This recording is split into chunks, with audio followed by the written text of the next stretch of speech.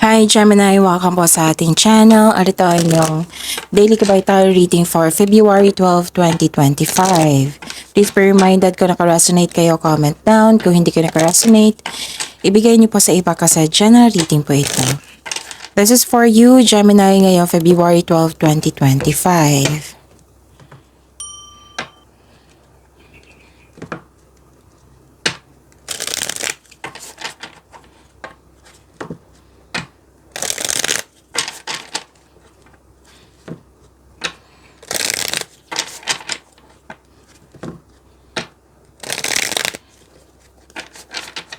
Para po ito sa inyo, Gemini, ngayong February 12, 2025. Maraming salamat po sa inyong patuloy na suporta at maraming salamat din po sa mga hindi nag-skip ng ads. Gamitin ang reading na ito bilang gabay lamang sa mga hindi pa nag-subscribe. Subscribe na po kayo at click bell notification para malaman nyo na may bago tayong video. Para sa mga gusto magpa-reading po, may lumabas dyan sa screen nyo ngayon. Panoorin nyo po at sundin ng instruction. Spirit's Guide, mga ganap pa para kay Gemini ngayong February 12, 2025. I need 3 cards po.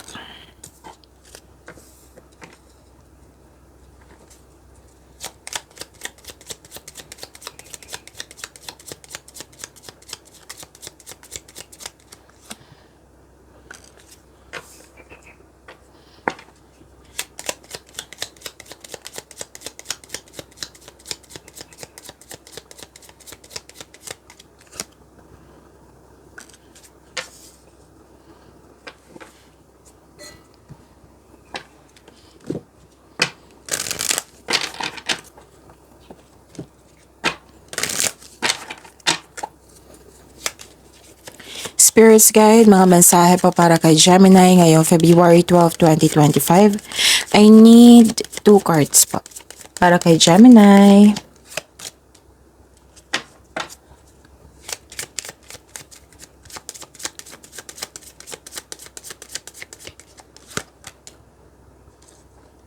Okay.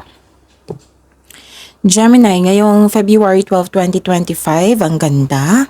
2 card na po nagsabi dito na may parating na malaking pera. So, some of you expected ito, basta may parating na malaking pera sa iyo. Oo. 2 card na mismo nagsabi niyan ha. Some of you expected, some of you na pwedeng opportunity ito. Okay? Na makapagbigay sa iyo ng malaking pera. Nakikita ko dito cash flow, maraming transaksyon, maraming kausap na makapagbigay sa iyo ng malaking pera. Cash flow ha, prosperity po ito, Gemini. So, 2 card na po nagsabi niyan. So, claim nyo na, Gemini, okay? Wow, ang ganda. Tapos, expect yourself na magiging busy ngayon. Marami kasing movement dito eh. Tapos, nakikita ko rin dito na makakatanggap kayo ng news or information. Malalaman mo din yung totoong intensyon ng isang tao sa iyo, ganun. So, ang ganda. Gemini, claim niyo po ito. Iwasan niyo lang po. Nung nakarang araw pa to eh. I think last yesterday or the other day nag-overthink kayo. Kung hindi ako nagkakamali ha. So, stop overthinking. Alam niyo naman, Gemini, na nakakasama yan sa inyo. Nakakadrain niya ng energy. How to stop overthinking? Give solution. Kung hindi pa kaya, then change the channel. Time for reflection and mindfulness skills. Hindi ako magsasawang magsasabi sa inyo yan. Kasi yan din yung nakikita kong paraan. At na-experience ko din yan at saka effective po. Okay? So, try nyo. Baka, mag-work naman sa inyo yan kasi mostly yan yung advice, diba? So, yun. Stop overthinking na, Gemini. Okay? Overthinking, overanalyzing. Kasi madadrain ka yan na kahit wala kayong kilos, masyadong kilos ngayong araw na ito. Let's say ha, na wala kayong masyadong kilos ngayong araw na ito. Mapapagod kayo sa kakaisip. So, stop overthinking. Okay? So, dito na tayo sa prosperity. Dito tayo mag-focus sa prosperity. Diyan yung mag-focus tayo. Okay? And kailangan mong ma-overcome itong overthinking na to, overanalyzing na ito. Kasi overthinking can lead you to hesitation din. Marami kang iniisip. Let's say pumipili ka, hindi ka makapag-decide. Kasi nalilito ka na kasi marami na mataas na yung oras tapos nalito ka na. So, iwasan nyo, control yourself. And ang ganda, your success is now at hand. Allow the abundance to flow to you effortlessly. Wow! So, nasa iyo na ang tagumpay. Nasa iyong kamay na ang iyong tagumpay. Gemini, claim nyo po ito. So, allow nyo po daw yung abundance to flow you effortlessly. Ito yung resulta sa inyong sa inyong pagiging productive sa araw-araw. Abundance, success, ang ganda po. And stand tall and proud. See the leadership role unfolding ahead of you. Actually, nakita ko dito, Gemini, na mahilig kayo. Hindi siya mahilig. Kumbaga, yung kahit multitasking yan, matatapos mo siya ng maayos. So, yun. Ang ganda. Spirits Guide, ano po yung energy ni Gemini ngayong February 12, 2025?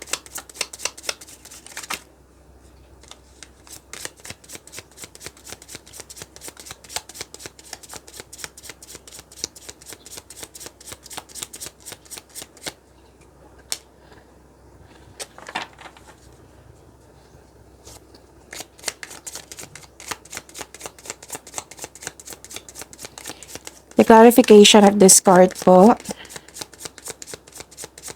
para kay Gemini.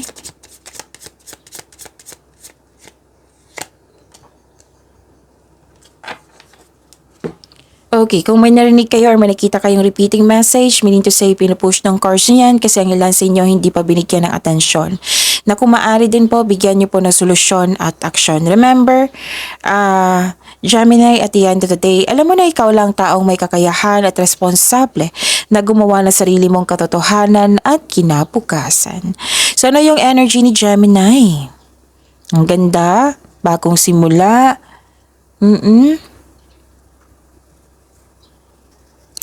New beginnings, abundance din. Ang ganda ng cards nyo ngayon, Gemini. Abundance, sa oracle cards reading nyo, sa tarot cards nyo din, abundance. Oo. May parating na blessings po, Gemini. Gift from the universe, posibleng new job opportunity or unexpected sum of money. Nag-clarify siya ha, dito sa inyong cards, sa oracle at dito rin sa inyong tarot card. Diba, sabi ko sa inyo na may parating na malaking pera, na 2 cards na direct sabi dito, at isang card dito, so 3 na. Posible din opportunity, diba, na makapagbigay sa iyo ng malaking pera. Okay, 3 card na po nagsabi niyan. Claim niyo na yan, Gemini. Pwede din nag-take ka ng first steps para ma-enhance o ma-increase yung kaperahan mo.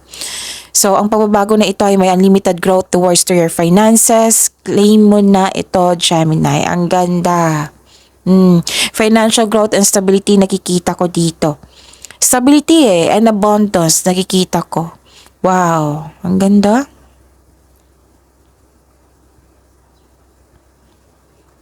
Ano pa? Nakita ko dito na nagkaroon po ng may ganap na challenges or struggle. Pero buong tapang mo itong harapin. May concern, oo, may concern. Pero binigyan mo na siya ng action. Actually, itong concern na ito is paulit-ulit. Nakikita ko paulit-ulit. Tapos binigyan mo na siyang action. Let's say, paulit-ulit, sobra na yung taong yun. Example lang po ito ha. Tapos binigyan mo na siya ng action. It might be, kinausap mo na. Kasi paulit-ulit na lang paulit-ulit na lang ginagawa. Nangaabuso na. Pwedeng ganun. Okay? Basta may ganap na challenges, just struggle. Nahirapan ka, oo. Pero buong tapang mo itong harapin. Katapangan at kumpiyansa sa gitna ng anumang klaseng atake. May ganap na pinagtanggol mo yung kaibigan mo o miyembro ng pamilya laban sa iba. At saka may reminder ang card niyo po dito sa pagtutok sa problema po. Oo, iwasan lang sana kasi make it balance. Kasi magdudulot sa iyo ito ng pagtigil. Actually, may nakita ko dito na may ganap na negotiation for a raise ng allowance, sweldo, kontrata. Yes, magkakaroon ka ng successful agreement. Puro success, no? Gemini, ang ganda. So, yun. So, kung may nagkausap kayo ngayon, oo, about sa pag-angat nyo, magkakaroon niya ng successful agreement. Challenges may arise in your life now, pero temporary lang po ito. Basta tama tong gagawin mo na buong tapang mo tong harapin. Okay? Okay. Spirits guide. Career and money po ni Gemini ngayong February 12, 2025.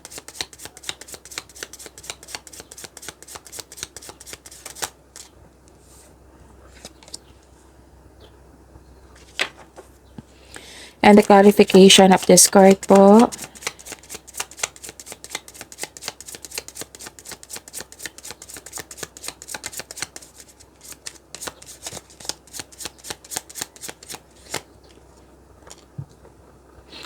Okay, so career and money niyo po.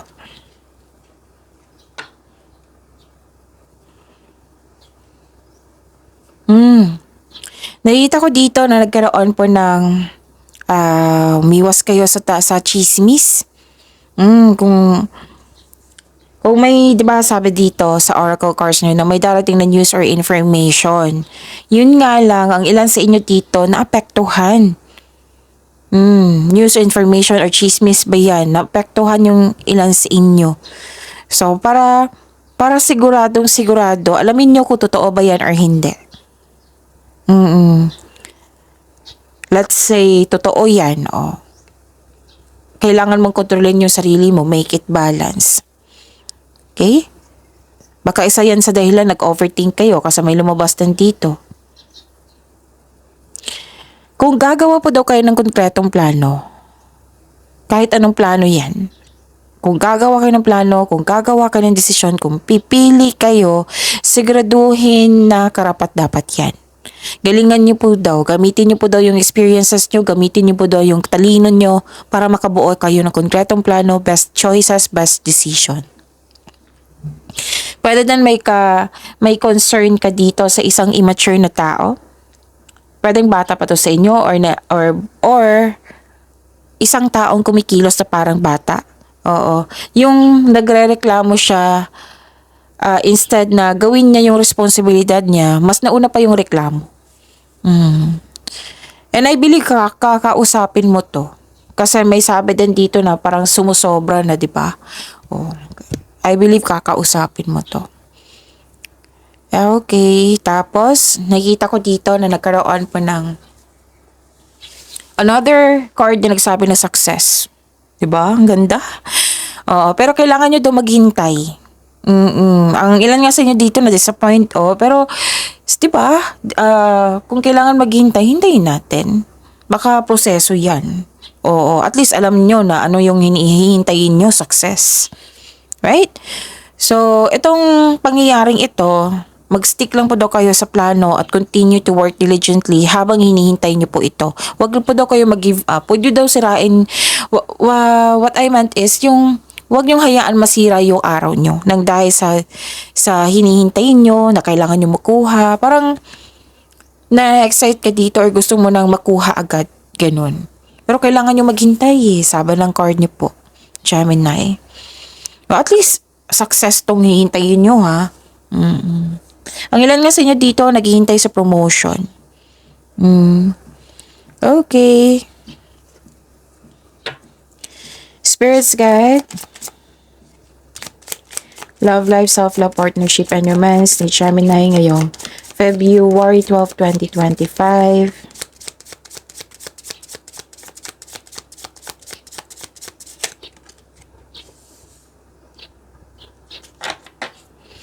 And the clarification of this card po.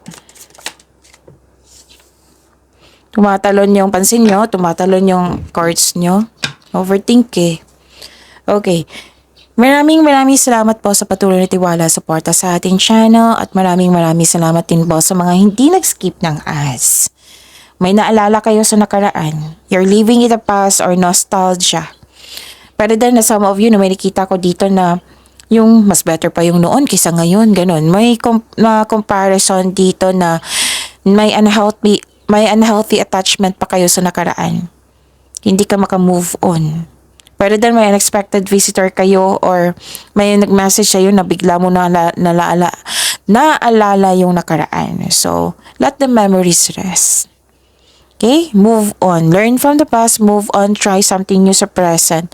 Para may expectation tayong better outcome sa future. Baka kasi sa kaka-look back natin sa nakaraan, wala tayong expectation of better outcome sa future. Try to focus on the present. Okay? Ito, like nito, yung ginawa mo dito na nag-iisip kayo para sa pag-level up nyo. Kasi yan living in the present and para sa future. Okay? Para maging productive pa rin. Okay? So, yun. Pwede din sa love life to, diba, na yung whether single ka man or sa mga may relasyon dyan sa buhay mag-asawa, may naalala kayo sa nakaraan. Pwedeng nangyari lang kahapon, no? Let's say, hindi nyo naggustuhan. Tapos, mas better pa yung ugali mo noon kaysa ngayon, no? Pwedeng ganun. Mas better pa to yung dating tayo, pero ngayon, hindi na eh. Wala na. Wala nang, kumbaga, wala nang halong kilig. Example po iyan. Mas better pa yung dati na yung may panahon ka sa sarili, ngayon puro na lang puro trabaho, ganon. Basta may alala kayo sa nakaraan na hindi kayo makalet go na mas gusto mo yun. Okay, so you have to move on. Live in the present po. Kasi tapos na yung nakaraan eh. Isa din yan sa dahilan, Gemini, na magkakaroon tayo ng stagnation ng dahil sa may iniisip ka sa nakaraan. Okay? May hindi kasi nagkasundo dito eh. Pwedeng delay din. May disconnection sa isang tao na naalala nyo kasi past ang nang sabi dito eh. So, maging mapagpasensya and listen to your heart to get back on track, okay? Pagyamanin nyo po yung blessings sa binigay sa inyo, Gemini. See you tomorrow. Please like, subscribe, and click pa button for notification para updated po kayo sa daily tarot reading natin. Maraming salamat po.